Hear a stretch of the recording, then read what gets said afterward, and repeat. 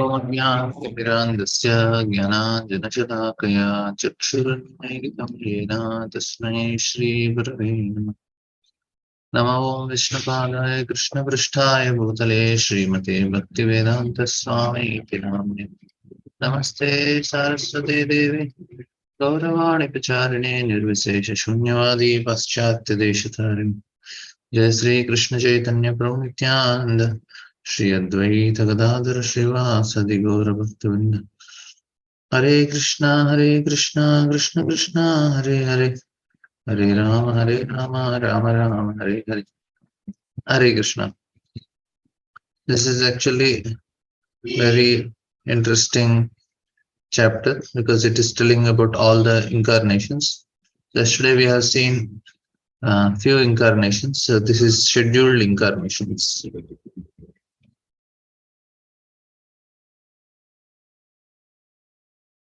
We are having few. We'll just see what all incarnations that are covered, and we'll see the stories related to it. So Lord Brahma says, when the unlimited powerful Lord assumes the form of a boar as the pastime, just to lift the planet Earth, which was drowned in the great ocean of the universe called Garbhodaka, the first demon Hiranyaksha appeared, and the Lord pierced him with his tusk. This is the first incarnation of Varaha Rupa. And then Prajapati Rishi begetted Suyagnya in the womb of his wife Akuti, and Suyagnya begots demigod headed by Suyamana in the womb of his wife Dakshini. Suyagnya as the Indradev. So Suyagnya is as Indradev diminished very great miseries in the three planetary systems, and because he so diminished the miseries of the universe, he was later called Hari. So Suyagnya is Hari, who is son of Ruchi and Akuti. And then along with the 9 women sisters, the Lord appeared as Lord Kapila. All these 9 were given in marriage to 9 Prajapatis. Being the son of Prajapati Brahma, Kardamuni and his wife Devati, he spoke to his mother about self-realization by which in that lifetime she became fully cleansed of mud of material modes and thereby achieved liberation in the path of Kapila. And then we have discussed about the great sage Atri prayed for offsprings, and the Lord, being satisfied with him, promised to incarnate as Atri's son, Dattatreya, Datta, the son of Atri. And by the grace of lotus feet of the Lord, many Yadus, Hayahayas, etc., became so purified that they obtained both material and spiritual blessings. So Dattatreya, he gave both material and spiritual benefits. Then we have seen the last one yesterday, that to create different planetary systems, I had to undergo austerities and penance, and the Lord, thus being pleased with me, incarnated as the 4th Sanas, the 4 Sanas, Sanaka, Sanandana, Sanatana, and Sanat Kumar. In the previous creation, the spiritual truth was devastated, but the 4 Sanas explained it so nicely that the truth at once became clearly perceived by the sages. So this happens regularly. So this is the 5th incarnation is Sanat Kumar. First Varahadev, then we have Suyagnya, then we have Kapila, then we have Dattatreya, and now 4 Kumaras. If you take 4 Kumaras, 4, then it will be 8, otherwise it is 5, like that. And we'll see further incarnations that are Dharmasya Daksha Duhitya Ajanishta Murtaya Narayano Nara Iti Swatapa Prabhavaha Drishvatmano Bhagavato Niyamavalokam Devastu Anga Pratana Gatitum Nasu Sukaha Shekuhu. This is to exhibit his personal way of austerity and penance. He appeared in 2 twin forms as Nara and Narayana in the womb of Murti, the wife of Dharma and the daughter of Daksha. So Murti is the daughter of Daksha. He married Murti to Dharma, and from whom Narnarayan Rishi appears. Celestial beauties, the companions of Cupid, went to try to break his vow, but they were unsuccessful, for they saw that many beauties like them were emanating from him, the personality of Godhead. So this is Indra is having problem. Anybody is doing austerities, so he sends Apsaras. This purport is very important purport. Please hear attentively. The Lord, being the source of everything that be, is the origin of all austerities and penances also. Great vows of austerities were undertaken by sages to achieve success in self-realization. Human life is meant for such tapasya. With a great vow of celibacy or brahmacharya, in the rigid life of tapasya,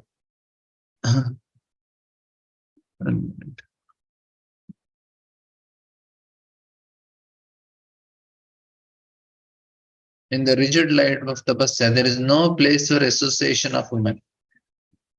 And because human life is meant for tapasya, for self-realization, factual human civilization is conceived by the system of Sanatana Dharma, or the school of four castes and four orders of life, prescribes rigid dissociation for women in three stages of life. In order of gradual cultural development, one's life may be divided into four divisions: celibacy, household life, retirement, and renunciation. During the first stage of life, up to 25 years of age, a man may be trained as a brahmachari under the guidance of a bona fide spiritual master, just to understand that woman is the real binding force in material existence. If one wants to get freedom from the material bondage of conditioned life, he must get free from the attraction from the form of woman. Woman or the fair sex is enchanting principle for living entities, and the male form, especially in the human being, is meant for self-realization. The whole world is moving under the spell of womanly attraction, and as soon as a man becomes united with a woman, he at once becomes a victim of material bondage under the tight knot. The desire for lording it over the material nature under the intoxication of a false sense of lordship, especially being just after the man's unification with a woman, the desire for acquiring a house, possessing land, having children, and becoming prominent in society, the affection for community and the birthplace, and the hankering for wealth, which are all phantasmagoria or illusory dreams, encumber a human being, and he is thus impeded in his progress towards self realization, the real aim of life. This is actually a very important point. It is not actually the fault of women or anything wrong. It is there is a now what is happening now, because there is so much of co-education. Because of co-education, what happens? Not much problem for women. Actually, problem for men because they are attracted to the form of women, and because there is a lording over tendency in men. And what is this tendency? Is tendency of Purusha Bhav, that I am the maintainer, I am the protector, I am the controller. This tendency comes when he comes in contact with women. He feels that I can give shelter. Like just now we read what Brahmaji is telling. Who is Pati? Who is Gati? Who is a shelter? Who is? But what happens is the reason why we are born in this material world is Purusha Bhav. I can give shelter. It is there where somebody comes and says, Proji, I want your guidance. Then immediately there is some pleasure within the heart. Yes, I can give shelter to this person and help him progress in his spiritual life. But that is actually the lording over mentality only. And what happens is, as soon as a person comes in contact with, as soon as the person comes in contact with the opposite partner, immediately this becomes very strong. And that if he is not trained till 25 years, and from childhood only, in the school only, all this nonsense starts, then what happens? He is completely born. He is enchanted.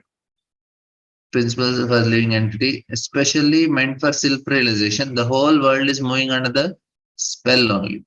As soon as man becomes united with him, he at once becomes victim of material bondage and the tight knot. What happens is Vidyate Hridaya Grandhis. The knot in the heart becomes very tight.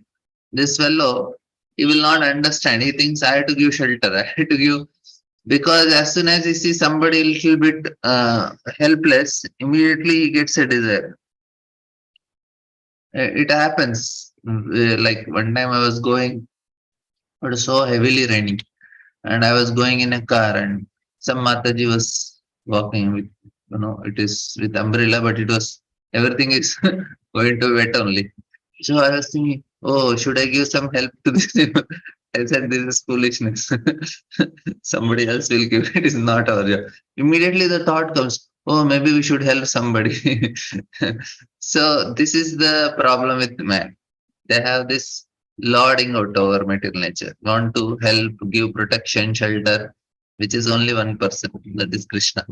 If somebody understands, he can remain brahmachari. Otherwise, he has to go and try it. And then he will understand. Then what happens? Then he will go to Vanaprastha. If he does not understand, then what happens once he connects this lording mentality, immediately desire for lording over the material world under the intoxication of all sense of lordship. So this is the problem.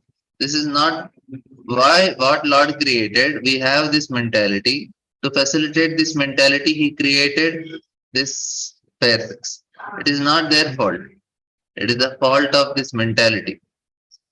If I am right in the heart, no matter whatever is there, Sukadeva Goswami is going, all the women are taking bath, nothing happened to him. If woman is problem, it should problem Sukadeva Goswami also, na? Problem is not with the woman, problem is in the heart. The problem is with the false sense of lordship. We, our life is meant for self-realization. Lord said, but you also don't want it seriously.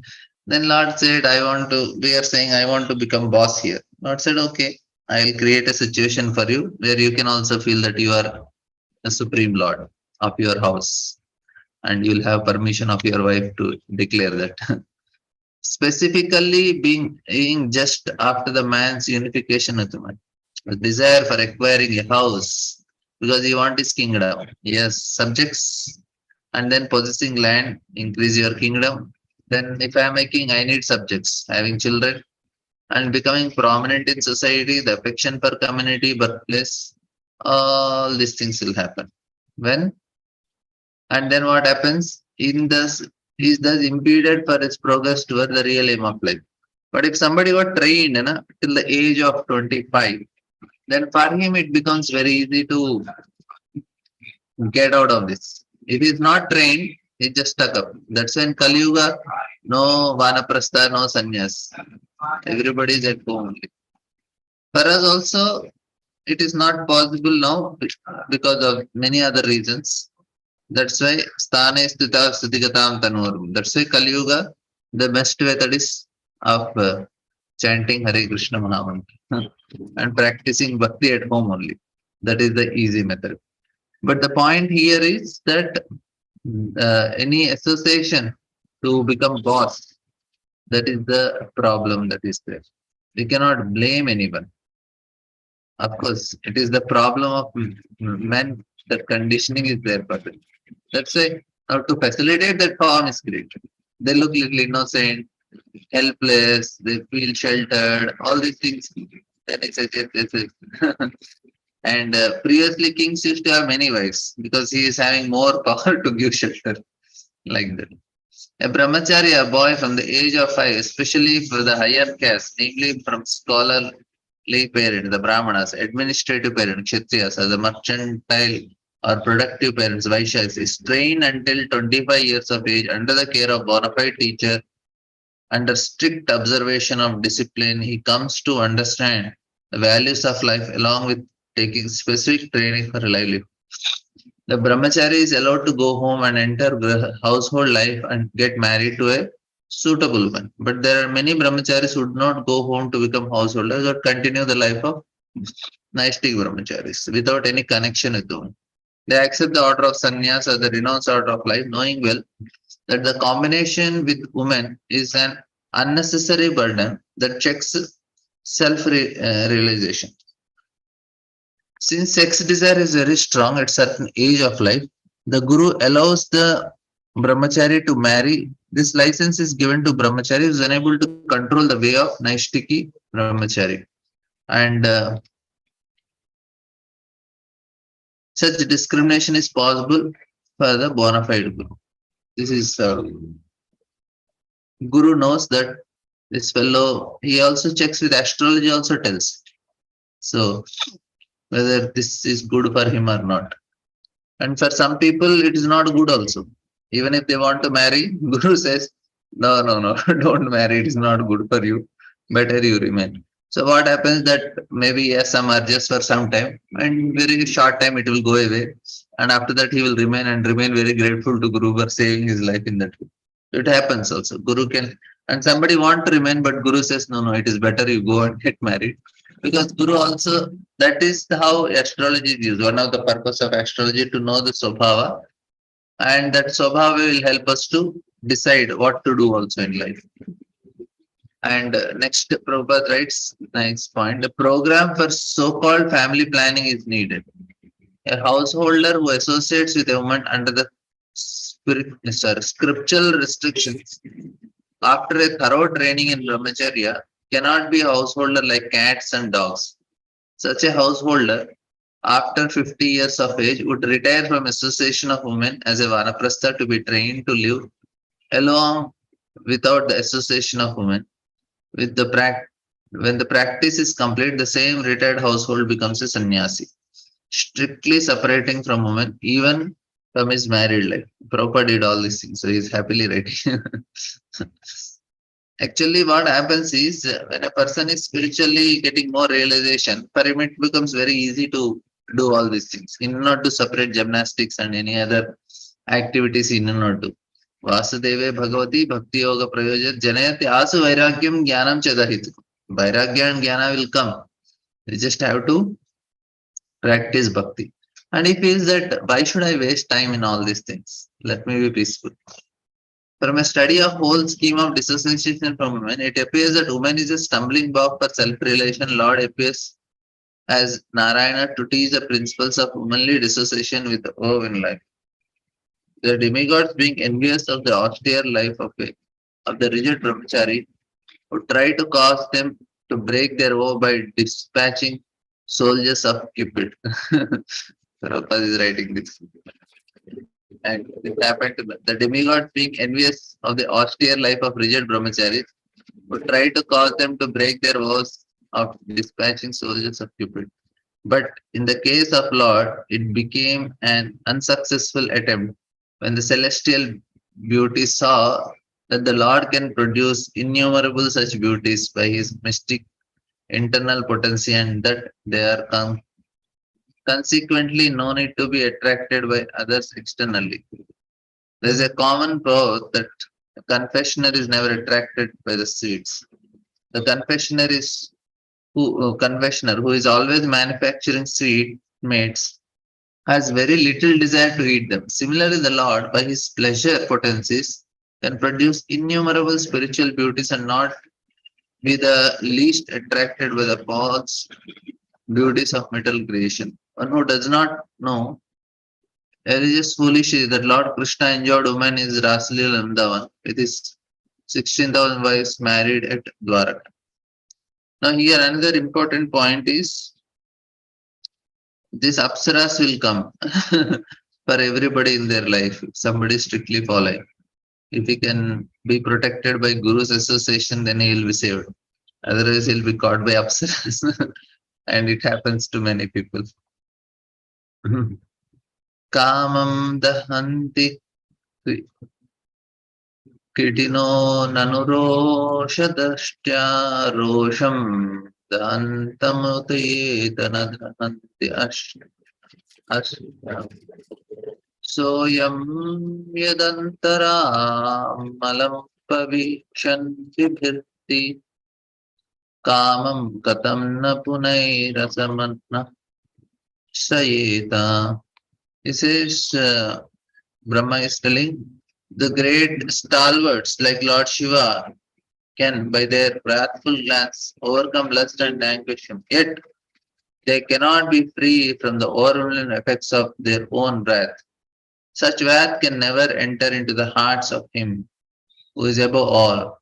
So, how can lust take shelter in his mind? This is also nice purport.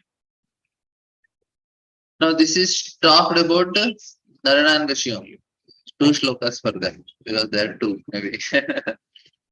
Says that great son Lord Shiva by their wrathful glances overcome lust and vanquish him. Yet they cannot be free from the overwhelming effects of their own wrath. So Shiva can become angry, but Lord will never become angry. That is the point. Like no, this serials and act, other movies about Krishna, they show that he is angry. Sometimes people in their status they keep that Ram Mahabharata and Krishna is showing his anger. I will destroy this that. But actually, Krishna even in anger also, his eyes won't become red. He is always in a very trance state. And we can see in the case of Ashwatthama also, Arjuna was very angry and trembling, but Krishna was very cool. Even his angry also is not affected. Prabhupada writes, when Lord Shiva was engaged in severe austere meditation, Cupid, the demigod of lust, threw his arrow of sex desire. Lord Shiva, thus being angry at him, glanced at Cupid in great wrath, and at once the body of Cupid was annihilated.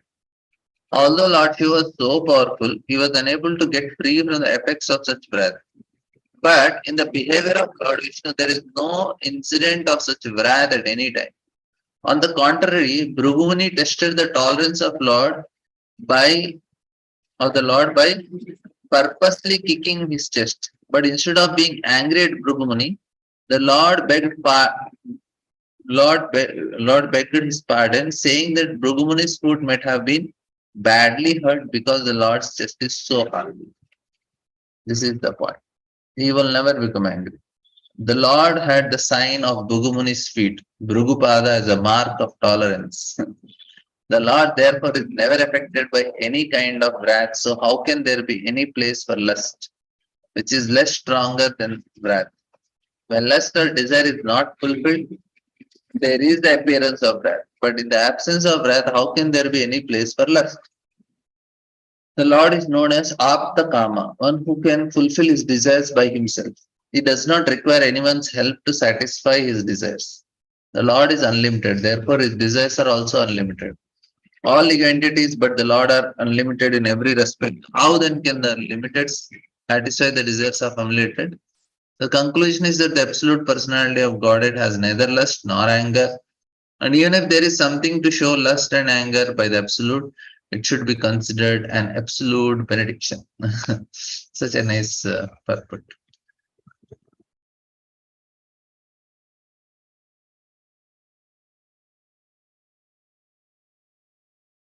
I have doubt that a sage like Bhrigu cannot kick the chest of Lord. Oh, this is there in Bhagavatam. He kicked. This is last arrangement. Lord aren't even gopis also, they also find. Even though we take darshan of Lord Venkateshwara in Tirumala. Yeah, this is pastime which is given in Bhagavatam also. It happened like that only. And Lord made that arrangement to happen. So for Lord is also very humble. So he can allow that to happen. Okay.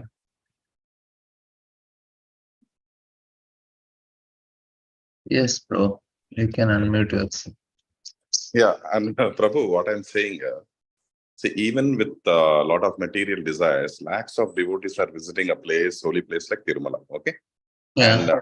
and you know that Lord is Satchit Ananda Vigraha. Okay, and when we take a darshan of that holy idol in Tirumala, automatically for that 30-20 seconds, we feel elevated, we feel pure, we feel sanctified.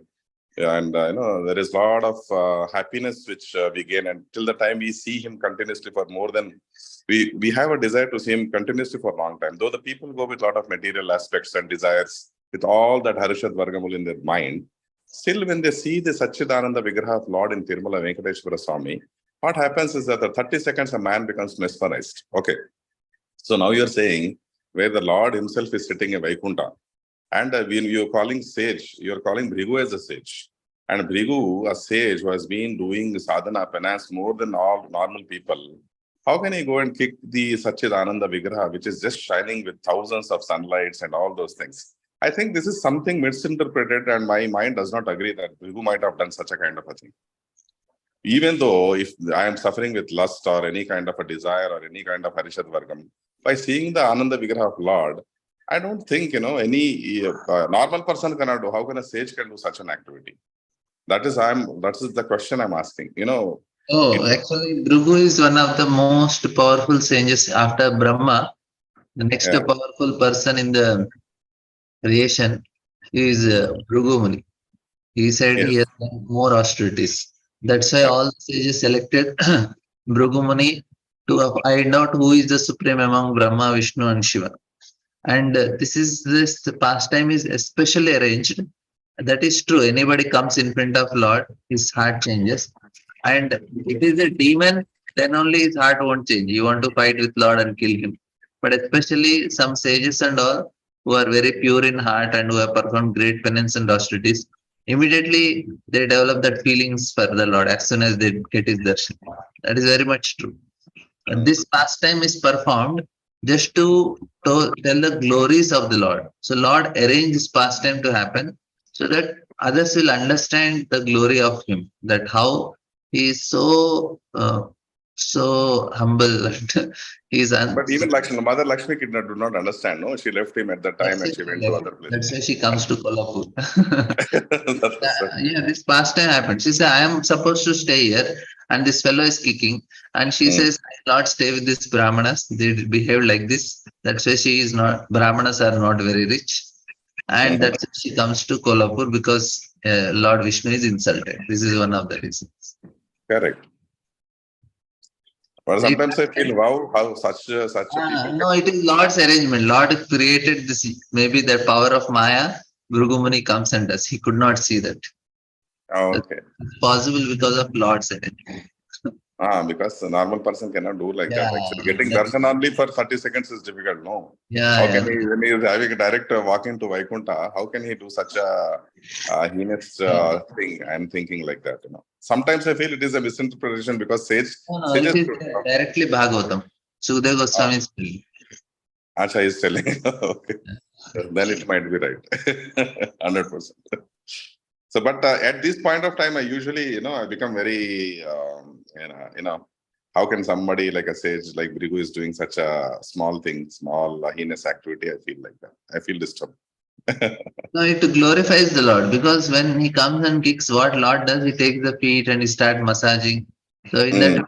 our devotion, my God, that means he's showing us also. Even if we are insulted, see how I behaved, you also behave like this.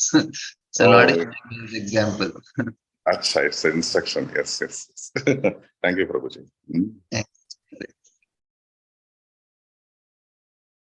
Yeah, this is without wrath is can control, lust is more difficult to control. That's what Prabhupada is telling in the previous purport.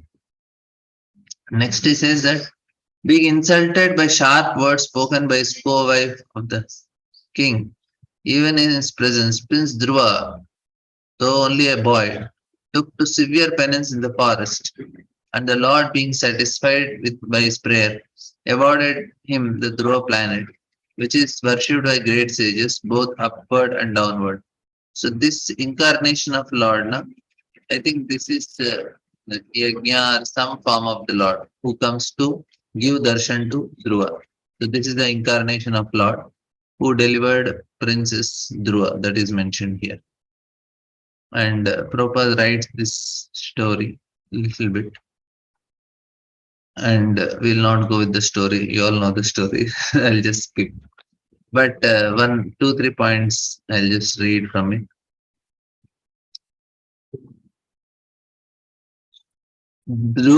Princess Dhruva performed a stringent type of penance under the instructions of his spiritual master Srinarada Muni, who was specifically deputed for this purpose by the personality of Godhead. So this is the arrangement of Lord. And Prabhupada writes, so the Lord incarnates himself as Prishnigarbha. Yeah, this incarnation is Prishnigarbha, just to satisfy a pure devotee of the Lord. And Prince Dhruva achieved this perfection simply by chanting the hymns mentioned above, Om Namo Bhagavate Vasudeva, after being initiated by another pure devotee Narada. A serious personality, very nice point. A serious personality can thus achieve the highest perfection of meeting the Lord and thus attain his objective simply by being guided by a pure devotee who automatically approaches by dint of one serious determination to meet the Lord by all means. That means if I am very sincere, Krishna will send a guru wherever we are. No tension. Only thing is needed is sincerity and seriousness, no ulterior motives. And we are initiated, but we need some guidance. And now it's gone because it's a big organization, our gurus are not able to guide. Then we'll get somebody who will Krishna will arrange so that we'll get. If I'm sincere, I'll get somebody who will guide us to make us understand things nicely and come to Krishna. That is very much possible. Only thing is we need to be sincere. And Krishna will send somebody. That is Krishna's responsibility. Our responsibility is to be sincere. And he will get us Guru and he will get us everything. Yadvena utpatya gatim dvijavakya vajra nishplutta pursha bhagam niripatantam tatratmarto jagati putra padam chalebhe dugdha vasani vasudha sakalanina. This is Maharaj Vena went astray from the path of righteousness and Brahmanas chastised him by the thunderbolt curse. They just said, and he died. Just an Omkara Vena dies. By this king Vena was burnt with his good deeds and opulence was the end road to hell. The Lord, by his causeless mercy, descended as his son by the name Prithu, delivered the condemned king Vena from hell, and exploited the earth by drawing all kinds of crops as produce. This is about, the story how King Prithu appears. Now, very nice point. Actually, maybe tomorrow I will take some topic on some parts on this sacrifice I am taking on Saturdays. Some points on Varnashrama I will also tell. There are very nice things to learn. Tomorrow I will. I heard some lecture of Bhakti Gyan Mas. I was very inspired. I thought of sharing. Today I was lazy. I didn't prepare. So tomorrow I will do it for you. It's very, very nice things to know. According to Varnashram Dharma, the pious and learned Brahmanas were the natural guardians of society. Brahmanas, by their learned labor of love, would instruct the administrator kings how to rule the country in complete righteousness, and thus the process would go on as a perfect welfare state. The king or the Kshatriya administrator would always consult a council of learned Brahmanas. They were never autocratic monarchs. Scriptures like Manu Samhita and other authorized books of the great sages were guiding principles of ruling subjects, and there is no need for less intelligent person to manufacture a code of law in the name of democracy. This is actually very important because the motive for them is to follow Dharma. That's how Kshatriyas are. They want to follow Dharma, they want to protect Dharma, establish Dharma, then they can become a Kshatriya. And they say Brahmanas, and they know their power comes from serving Brahmanas and giving charity. They believed in metaphysical knowledge so much, not only just physical knowledge. They have their power, but they also know if I give charity, my power will increase. And like Karna, he took a vow. He wanted to kill Arjuna. He knows that with my physical power I cannot kill because he also has purity. Arjuna wanted to increase his purity.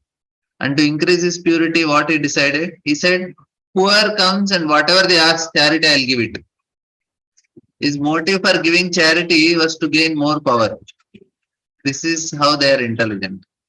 And then Indra comes, he says, okay, this fellow here, this Kavach Kundala, which is true, because of which he cannot be killed. Indra comes and says, you are giving charity, give me. And Karna was told by sun god in the morning only, Indra is going to come as a Brahmana to ask charity. And don't give. And Karna says, no, but I took a whoever asks whatever. Then sun god says, okay, in exchange when he asks, he's pleased. When he asks something, you ask his Shakti weapon. So Karna also calculated. See, anyway, this Kavach Kundalas, I can protect myself, but I cannot kill Arjuna. But if you get a Shakti weapon, I can kill Arjuna. So it is much better to have Shakti weapon. In that way, he exchanges. But the point for his vow is anything. Anybody asks if he's having a ball of oil in his left hand. Ramana comes immediately gives. This is where you are giving left hand. He said, by the time I change from left to right, my mind may change. That are a golden ball, why to give? I'll give something else. That was how he was strictly practicing. So if you see even Asuras also, they are going Himalayas and doing tapasya. Our strength, not just physical strength, there is a metaphysical. There is a when we perform some austerity sacrifice, especially even any material level also, like boxers, at least for a few, I think there was one very famous boxer, Muhammad Ali. He used to say that he used to follow celibacy for before his matches for a few months. He knows you will increase your power. It is not just on a physical level. You have a subtle power also, which is very, very helpful for spiritual progress. Any material things we have to. And now we see the very famous politicians and all. They have this power. When they speak, many people are influenced. Why? It is not just some, it is also they have metaphysical, a certain level that is there. And Kshatriyas, they have this very, so much faith on this. And they want to control, they want to rule, but they know it is happening when you follow Dharma. If any time he knows if I get out of Dharma, then I am fallen. And then he will give up his post or life only. That's how Kshatriyas are. So, this less intelligent mass of people have very little knowledge of their own welfare. As a child has very little knowledge of his future well-being. The experienced father guides the innocent child towards the path of progress, and the childlike mass of people need similar guidance. The standard welfare code are already there in the Manu Samhita and other Vedic literatures.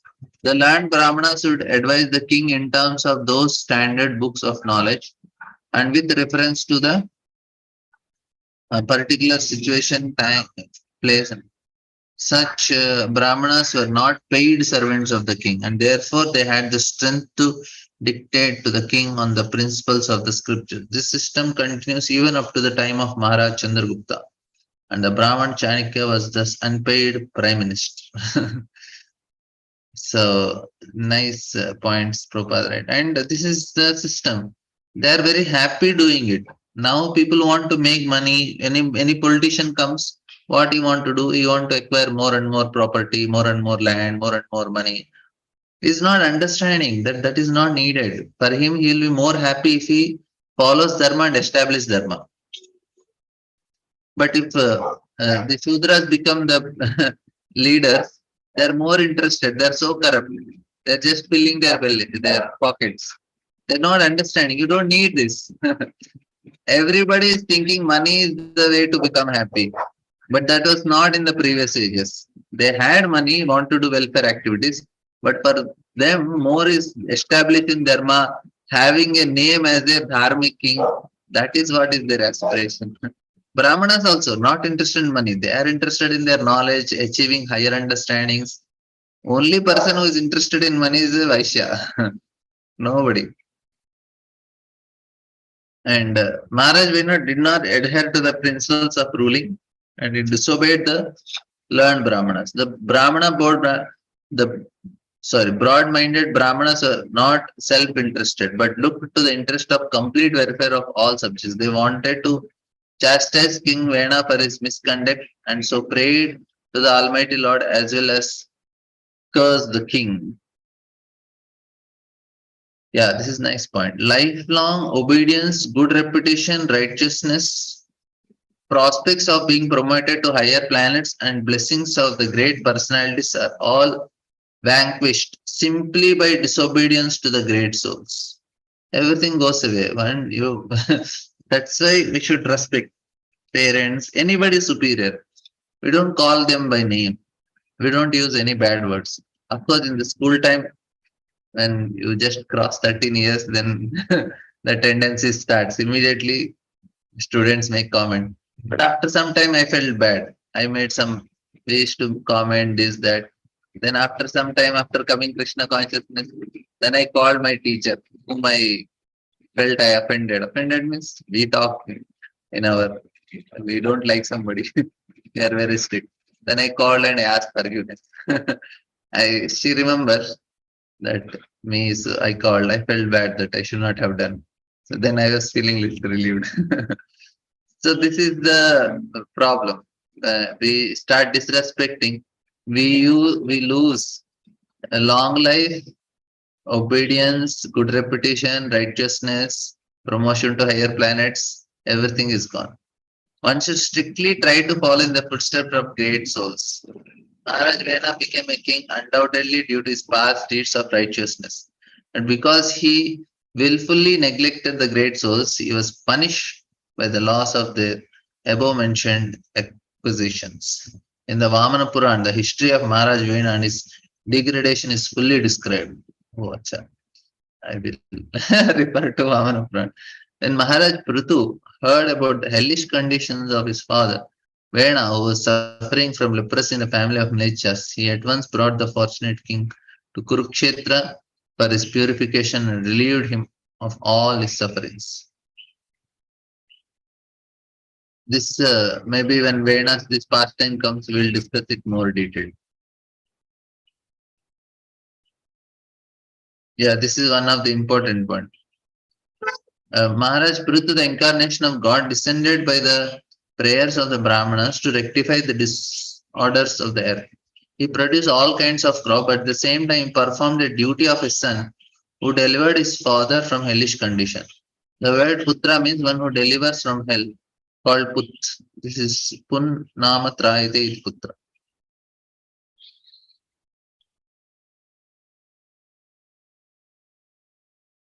The Lord appeared as the son of Sudevi, the wife of King Nabi, and is known as Rishabhadev.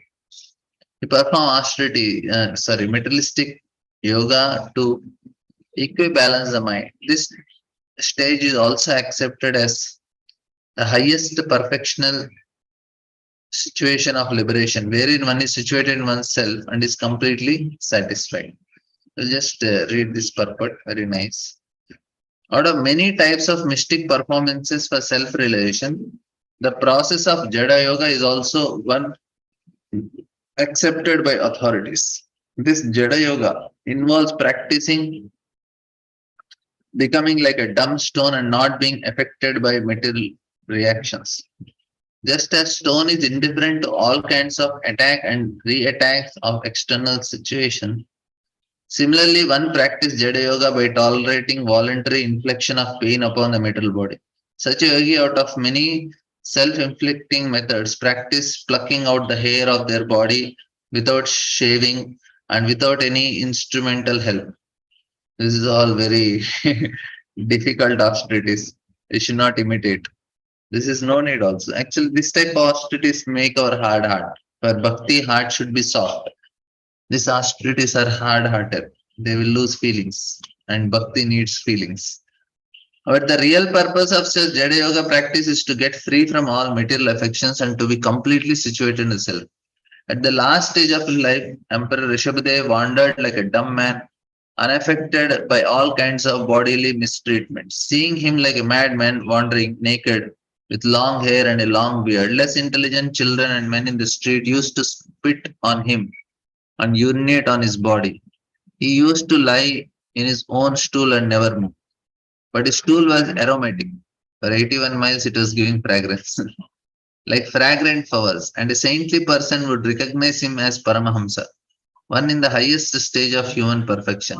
One is not able to make his stool fragrant, should not, however, imitate Emperor Rishabhadeva. This is the criteria. If you want to imitate Rishabhadeva, say, I'll also leave everything.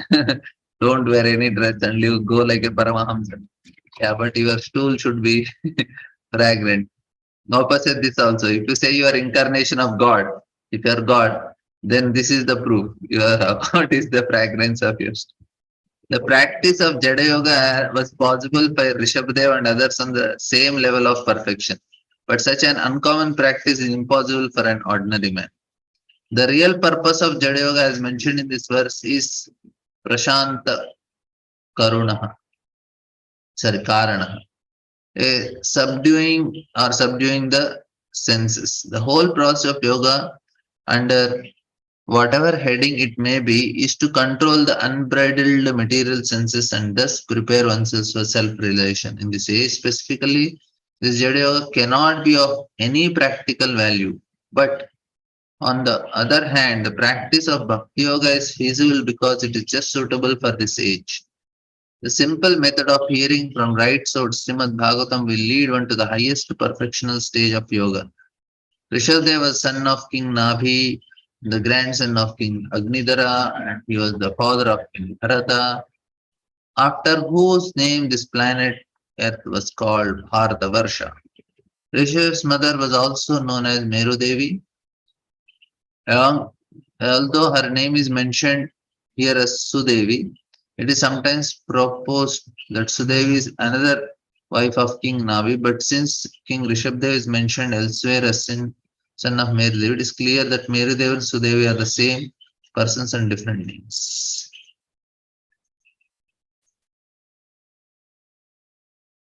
One more we'll do. We have 3 more minutes. सत्रे मामासा भगवान् शीर्षतो साक्षात् स यज्ञा पुरुषस्तपनीयवर्णः छन्दोमयो मुख्यमयो किल देवतात्मा वाचो बहुवैर्वसति स्वसतोस्य नष्टः.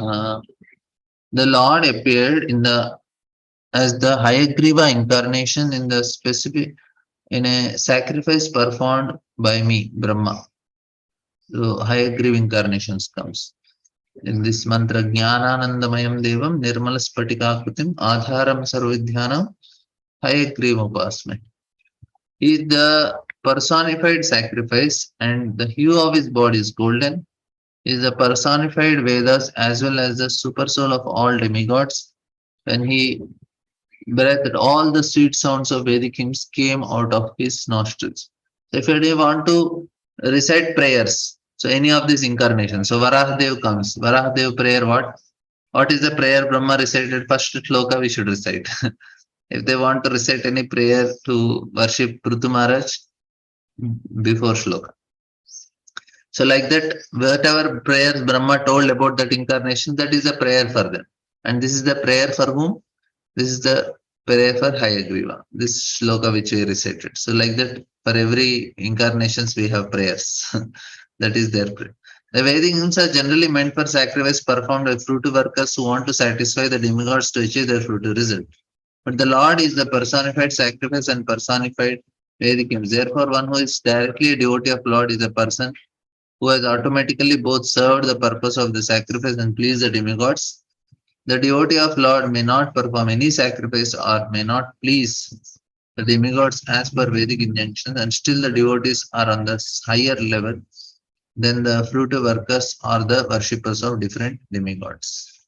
So thank you all very much. This chapter is having 53 shlokas and we are in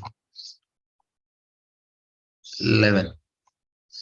Oh, Yes. So slowly we'll complete. Thank you all very much. Tomorrow I'll try to share some other points very helpful. Hare Krishna. Srimad